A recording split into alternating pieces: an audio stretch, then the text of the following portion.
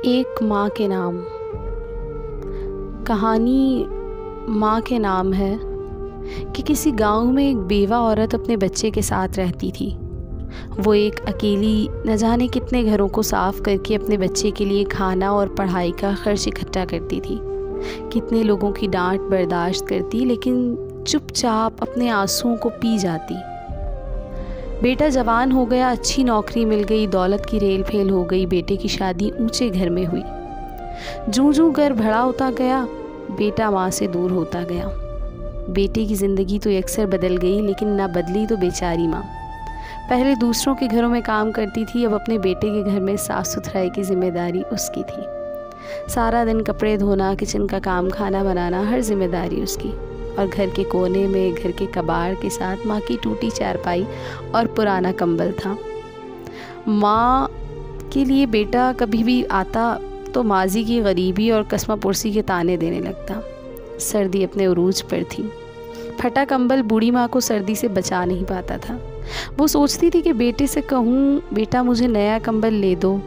जाने कितनी मर्तबा वो ये सोचकर दरवाजे से वापस लौट जाती, पता नहीं मेरा बेटा परेशान हो, क्या मालूम उस पर जिम्मेदारियाँ ज़्यादा हों। मगर बला की सर्दी ने एक दिन उसे मजबूर कर दिया और उसने डरते डरते आखिर कह ही डाला, बेटा सर्दी बहुत है और मैं बूढ़ी हूँ, फटा कंबल सर्दी नहीं रोकता, मुझे नया कंबल ले दो। बेटा बस फिर जैसे बना बैठा था लड़ाई के इंतज़ार में। बेगम से मुखातिब हुआ, देखो मेरी माँ को कितना ख्याल है हमारा। तेरी शाल पिछली सर्दियों वाली है, बेटे की जर्सी और स्वेटर लेना है, मेरे लिए अपर लेना है, हम लोग बाहर जाते हैं, ये घर में रहती है।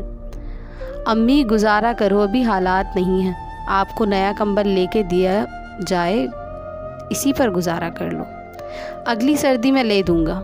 माँ चुपचाप चली गई और पुराने कंबल और टूटी चारपाई पर लेट गई। सर्दी ने बूढ़ी माँ को ऐसा हमला किया कि वो सर्दी से ठठरती कांपती हुई अल्लाह को प्यारी हो गई।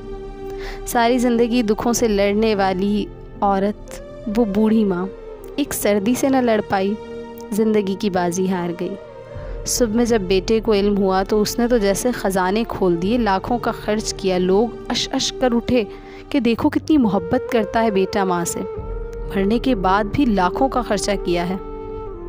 लेकिन ये तो सिर्फ वो माँ और वो बेटा ही जानता है ना कि उसने जीते जी अपनी माँ की कितनी कद्र की थी। तो बस खुदारा अपने वालिदैन की ज़िंदगी में उनकी कद्र कीजिए।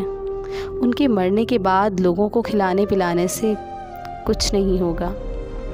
और अगर आपको ये तहरीर पसंद आई तो कमेंट ज़रूर कीजिए, और अगर कोई गलती हुई तो मेरी इस्लाह कीजिए।